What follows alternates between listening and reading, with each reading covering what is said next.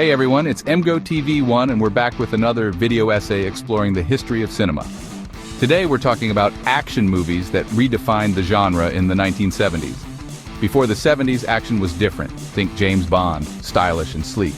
But the 70s brought realism, reflecting social and political turmoil. These films showed the grit of the streets with real chases, brutal fights, and complex characters. They weren't just entertaining, they mirrored society. So let's dive into the 10 action films of the 1970s that changed everything. Welcome to MGoTV1, where we dive deep into cinematic history. Don't forget to subscribe and hit that bell icon for more. First up, we have to talk about Dirty Harry. This 1971 film introduced Clint Eastwood's iconic portrayal of Inspector Harry Callahan. Callahan was a loose cannon, a cop who played by his own rules, resonating with audiences during a time of rising crime. The film's gritty aesthetic and Eastwood's famous line, "Do you feel lucky, punk?" became iconic. Dirty Harry sparked a subgenre of cop thrillers, influencing everything from Death Wish to Lethal Weapon.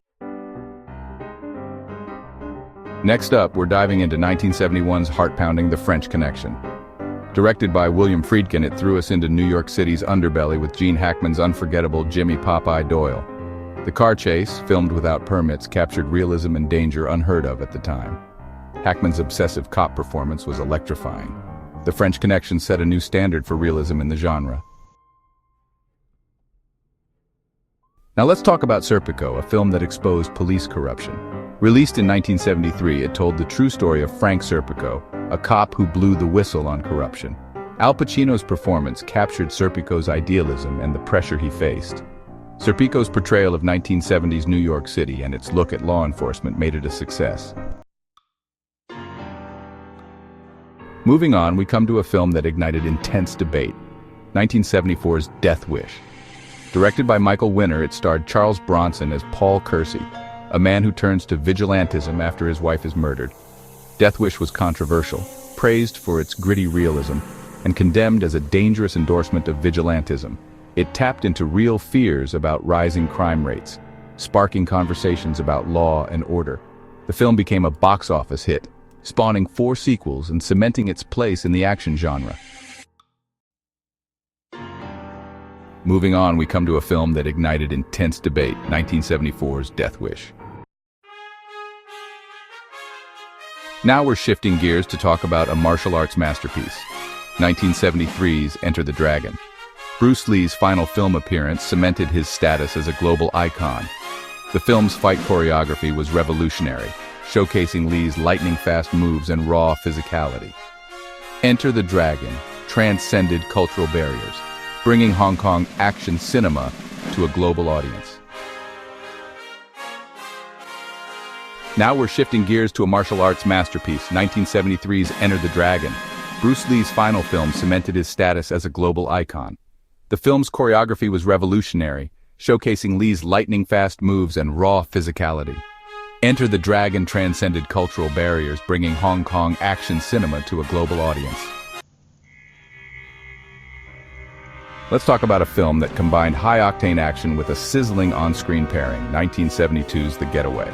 Directed by Sam Peckinpah, it starred Steve McQueen and Ali MacGraw as bank robbers on the run.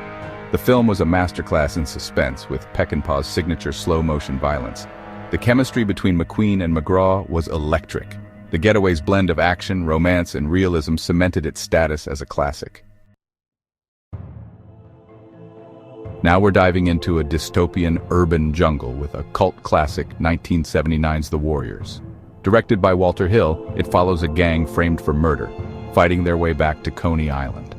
The film's gritty atmosphere, stylized visuals, and memorable characters resonated with audiences. The Warriors' unique blend of action, style, and social commentary made it an enduring cult favorite. Let's talk about a film that transcends genre conventions. Martin Scorsese's Taxi Driver from 1976. Robert De Niro delivers an unforgettable performance as Travis Bickle, a Vietnam vet struggling with insomnia and alienation.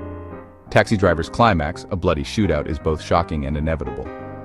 Scorsese's direction, Schreider's screenplay, and De Niro's performance make Taxi Driver a haunting exploration of isolation and the American dream.